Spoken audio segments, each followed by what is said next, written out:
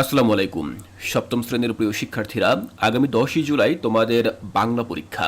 তো আমি তোমাদের এই ষান্মাসিক সামষ্টিক মূল্যায়নের জন্য বাংলা পরীক্ষার কিছু সাজেশন তৈরি করেছি। এই প্রশ্নগুলো তোমরা পড়লে ভালো কমন পাবে। দেখো, এই প্রশ্নগুলোর উপরে যদি তোমরা আগে থেকে প্রস্তুতি গ্রহণ করো তাহলে বলা যায় যে এই প্রশ্নগুলো হুবহু না আসলেও তোমরা কিন্তু এই প্রশ্নগুলোর ভিত্তিতেই তোমাদের প্রশ্নের উত্তর দিতে পারবে। তাহলে চলো আমরা দেখে নিচ্ছি এই প্রশ্নগুলো কি কি। দেখো, প্রথমে আমরা প্রসঙ্গ বজায় রেখে যোগাযোগ এখান থেকে কি শিখতে পারি। কোনো ব্যক্তির সাথে আলোচনার সময় তিনি যদি প্রসঙ্গের বাইরে চলে যান, সেক্ষেত্রে তার প্রতি সম্মান বজায় রেখে কিভাবে পুনরায় প্রসঙ্গের মধ্যে ফিরিয়ে আসা যায়। শিক্ষার্থীরা, আমি কিন্তু প্রশ্নগুলো তোমাদেরকে পড়ে শোনাবো এবং বুঝিয়ে দেব যে আসলে এটির সমাধান কেমন হতে পারে। মনে করো তুমি কোনো একজন ব্যক্তির সাথে কথোপকথন করছো বা কথা বলছো, যে কোনো একটি বিষয় নিয়ে কথা বলছো, কিন্তু তুমি দেখতে পেলে যে বিষয়টি নিয়ে কথা বলছো, হঠাৎ করে সেই ব্যক্তি তিনি কি করলেন, ওই বিষয়ের বাইরে চলে গেলেন, অর্থাৎ তিনি অন্য প্রসঙ্গে কথা বলা শুরু করলেন। তো ঠিক ওই পরিস্থিতিতে তুমি কিভাবে তাকে পুনরায় সে প্রসঙ্গের মধ্যে ফিরিয়ে আনবে, সেই বিষয় নিয়ে তুমি আলোচনা করবে। এরপর দেখো, 2 নম্বর বলা রয়েছে প্রসঙ্গ বজায় রেখে যোগাযোগের বিবেচ্য বিষয়সমূহ আলোচনা করো। অর্থাৎ আমরা যখন কারো সাথে যোগাযোগ করব তখন প্রসঙ্গের উপর ভিত্তি করে নির্দিষ্ট একটি প্রসঙ্গ বজায় রেখে কিভাবে আলোচনা করতে পারি, সেই তালিকাগুলো, সেই উপায়গুলো আমরা লিখব।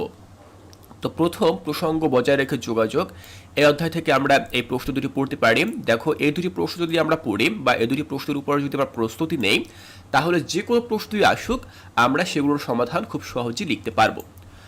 পরবর্তী যে অংশ সেটি হচ্ছে প্রমিত বাংলায় কথা বলা। দেখো, এখান থেকে আমরা যেগুলো করব, নিজের বাড়িতে শব্দের অপ্রমিত আঞ্চলিক উচ্চারণ হয় এমন 10টি বাক্য পরিবারের সদস্যদের সাথে আলোচনা করে শনাক্ত করো।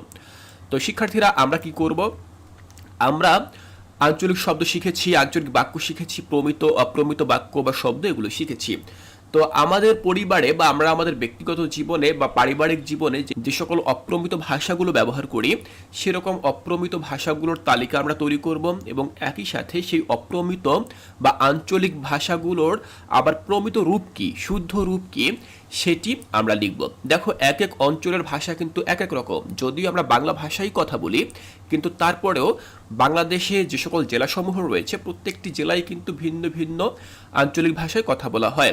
সুতরাং তুমি তোমার অঞ্চলে যেই আঞ্চলিক ভাষা প্রচলিত রয়েছে সেখান থেকে তুমি কিছু বাক্য উপস্থাপন করবে এবং তার যে প্রমিত উচ্চারণ রয়েছে সেই উচ্চারণ তুমি আবার পাশে লিখে দিবে। এরপর দেখো, 2 নম্বর বলা রয়েছে প্রমিত উচ্চারণে বাছাইকৃত কবিতা আবৃত্তি করো এবং গদ্যাংশ পাঠ করো। তোমাকে এখানে বলা হতে পারে যে তোমার মূল বই থেকে যে কোনো একটি কবিতা তুমি সেটি বেছে নাও এবং সেটি তুমি আবৃত্তি করে শোনাও। তাহলে তুমি কি করবে, প্রমিত উচ্চারণ বজায় রেখে তুমি কি সেটি সুন্দরভাবে সকলের সামনে আবৃত্তি করে শোনাবে এবং গদ্যাংশ পাঠ করো। গদ্যাংশ বলতে আমরা আমাদের মূল বই থেকে কোনো গল্প পেতে পারি, কোনো প্রবন্ধ পেতে পারি। তো এই যে জিনিসগুলো রয়েছে এইগুলোর মধ্য থেকে যে কোনো একটি তোমাকে বাছাই করতে হবে এবং সেই গদ্যাংশটি কিন্তু আবার সম্পূর্ণ নয়, সেখান থেকে নির্দিষ্ট একটি অংশ তোমাকে বলা হবে যে তুমি এটি পাঠ করে শোনাও। তাহলে তোমাকে সেটি পাঠ করে শোনাতে হবে। যেমন ধরো, তোমাদের বাংলা বইতে কিন্তু পিরামিড নামে একটি গল্প রয়েছে, আবার একটি কল্পনা নির্ভর লেখাও রয়েছে যেটি ছিল আমরান ও ক্র্যাব নেবুলা। তো এরকম যে কোনো একটি গদ্য তোমাকে দেওয়া হবে এবং বলা হবে এই গদ্যের এই জায়গা থেকে তুমি ক্লাসে সকলের সামনে পড়ে শোনাও। তখন তুমি কি করবে, প্রমিত উচ্চারণ রীতি বজায় রেখে সেটি তুমি সকলের সামনে পড়ে শোনাবে। তোমাকে অবশ্যই খেয়াল রাখতে হবে তোমার প্রতিটি উচ্চারণ যেন শুদ্ধ হয় এবং সেখানে যেন কোনো আঞ্চলিকতা না থাকে। এরপর দেখো, পরবর্তী যে কাজ সেখানে আমরা দেখব ভাষায় শব্দ, বাক্য ও জ্যোতিচিহ্নের ব্যবহার। এটি কিন্তু খুবই গুরুত্বপূর্ণ। এখানে যে সকল কাজগুলো থাকতে পারে, দেখো প্রথমে 1 নম্বর বলা রয়েছে একটি অনুচ্ছেদ দেওয়া হবে এবং এটি থেকে নির্দিষ্ট সংখ্যক কয়েক শ্রেণীর শব্দ, সমাসসাধিত, উপসর্গ সাধিত এবং প্রত্যয় সাধিত শব্দ শনাক্ত করতে হবে। শিক্ষার্থীরা, মনে করো তোমাকে একটি অনুচ্ছেদ দেওয়া হলো, একটি প্যারাগ্রাফের মতো বা একটি প্যাসেজের মতো তোমাকে একটি অনুচ্ছেদ দেওয়া হলো এবং তোমাকে বলা হবে কি এই অনুচ্ছেদের মধ্য থেকে তুমি নির্দিষ্ট কিছু শব্দ তুমি বের করো। সেই নির্দিষ্ট শব্দ কি হতে পারে, সেটি হতে পারে বিশেষ্য, হতে পারে বিশেষণ, হতে পারে সর্বনাম, অব্যয়, ক্রিয়া, ক্রিয়া বিশেষণ। এই ধরনের যে শব্দগুলো রয়েছে এই শব্দগুলোকে তোমার সেই অনুচ্ছেদ থেকে শনাক্ত করে লিখতে হবে। আবার এমন একটি অনুচ্ছেদ তোমাকে দেওয়া হতে পারে এবং বলা হতে পারে যে এই অনুচ্ছেদের মধ্যে থেকে তুমি যে সকল শব্দগুলো পাচ্ছ সমাস সাধিত, যে সকল শব্দগুলো পাচ্ছ উপসর্গ সাধিত এবং প্রত্যয় সাধিত, সেই সকল শব্দগুলোকে তুমি শনাক্ত করো এবং খাতায় লিখো। তাহলে কিন্তু তোমাকে সেই অনুযায়ী প্রস্তুতি নিয়ে যেতে হবে। এরপর দেখো 2 নম্বর বলা রয়েছে বাক্যে প্রতিশব্দ এবং বিপরীত শব্দের প্রয়োগ করতে হবে। তোমাকে কিছু নমুনা বাক্য দেওয়া হবে এবং সেই বাক্যগুলোকে তোমাকে বিপরীত করতে হবে। সেখানে বিপরীত শব্দের প্রয়োগ করতে হতে পারে, আবার এমনও হতে পারে পুরো বাক্যটিকেই তোমাকে পরিবর্তন করতে হবে। এরপরে দেখো পরবর্তী যে প্রশ্ন সেটি হচ্ছে কি নির্দিষ্ট শব্দ ব্যবহার করে বিভিন্ন ধরনের জ্যোতিচিহ্ন প্রয়োগ করে 3 শ্রেণীর বাক্য গঠন করতে হবে। দেখো এখানে যেটি করতে বলা হয়েছে সেটি হচ্ছে প্রথমত নির্দিষ্ট শব্দ আমরা ব্যবহার করব, আমাদেরকে নির্দিষ্ট শব্দ ব্যবহার করতে বলা হয়েছে এবং বিভিন্ন ধরনের জ্যোতিচিহ্ন প্রয়োগ করতে বলা হয়েছে। আমরা বিভিন্ন প্রকার জ্যোতিচিহ্ন বা বিরাম চিহ্ন সম্পর্কে জেনেছি, যেমন দাড়ি, কমা, সেমিক্লোন, হাইফেন, ঊর্ধ্ব কমা, উদ্ধৃতি কমা, এগুলো সম্পর্কে আমরা জেনেছি। সেগুলোকে আমাদেরকে প্রয়োগ করতে হবে। তাহলে তোমাদেরকে অবশ্যই কিন্তু সেই জ্যোতিচিহ্ন বা বিরাম চিহ্নের উপরে ভালো প্রস্তুতি থাকতে হবে। এরপর বলা রয়েছে 3 শ্রেণীর বাক্য গঠন করতে হবে।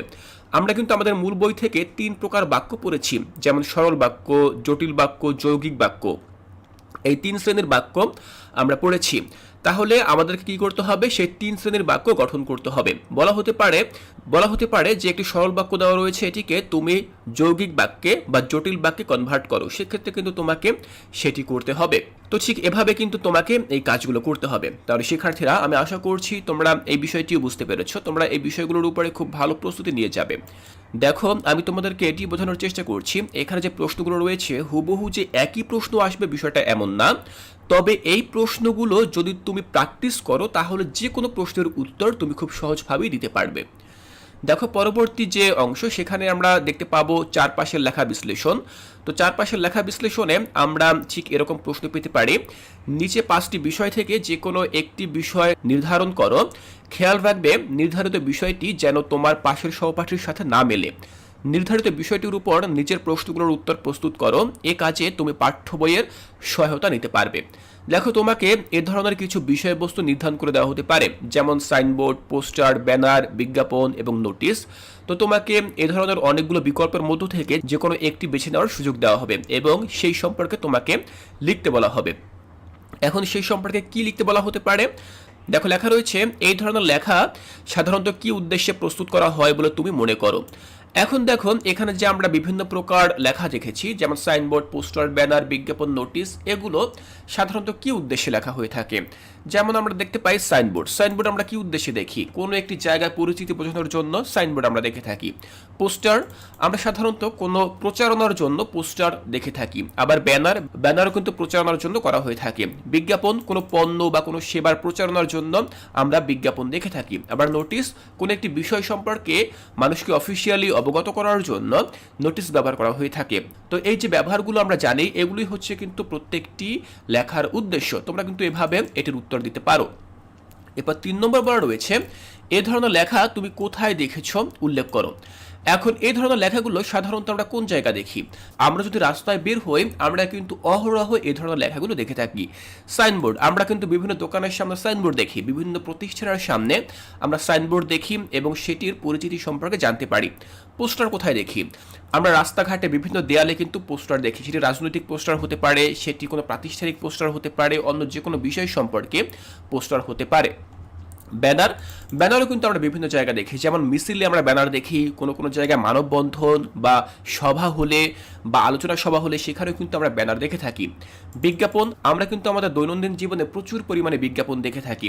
আমরা টেলিভিশনে বিজ্ঞাপন দেখে থাকি, আমরা পত্রিকায় বিজ্ঞাপন দেখে থাকি। এছাড়াও যখন আমরা সোশ্যাল মিডিয়া ব্রাউজিং করি সেখানে কিন্তু আমরা বিজ্ঞাপন দেখে থাকি। নোটিশ কোথায় আমরা দেখে থাকি? আমরা আমাদের স্কুলের নোটিশ বোর্ডে কিন্তু আমরা নোটিশ দেখে থাকি এবং সেখানে কিন্তু নোটিশের মাধ্যমে আমাদেরকে বিভিন্ন বিষয় সম্পর্কে অবগত করা হয়। তাহলে এ ধরনের লেখা তুমি কোথায় দেখেছো উল্লেখ করো। তাহলে আমি আশা করছি এখানে যে সকল লেখাগুলো রয়েছে এই লেখাগুলো তুমি কোথায় দেখেছো এটি কিন্তু তুমি ইজিলি উল্লেখ করতে পারবে। তো শিক্ষার্থীরা, এই ছিল আমাদের বাংলা বিষয়ের সাজেশন। আমি এখানে উল্লেখ করেছি তোমাদের অর্ধবার্ষিকী মূল্যায়নের জন্য বাংলা বিষয়টি থেকে প্রথম অধ্যায় থেকে চতুর্থ অধ্যায় পর্যন্ত যে প্রশ্নগুলো আসার সম্ভাবনা রয়েছে সেগুলো। আমি আবারও বলছি, তোমরা এই প্রশ্নগুলো থেকে ধারণা লাভ করো এবং এই প্রশ্নগুলোর উপরে খুব ভালো প্রস্তুতি নাও। এই প্রশ্নগুলো যদি তোমরা পড়ো, তাহলে যে কোনো প্রশ্নের উত্তর তোমরা খুব সহজভাবেই দিতে পারবে। শিক্ষার্থীরা, আমি আশা করছি তোমাদের সপ্তম শ্রেণীর অর্ধবার্ষিকী মূল্যায়ন অনেক অনেক ভালো হবে। সেই শুভকামনা জানিয়ে আজকের এই ভিডিওটি এখানেই শেষ করছি।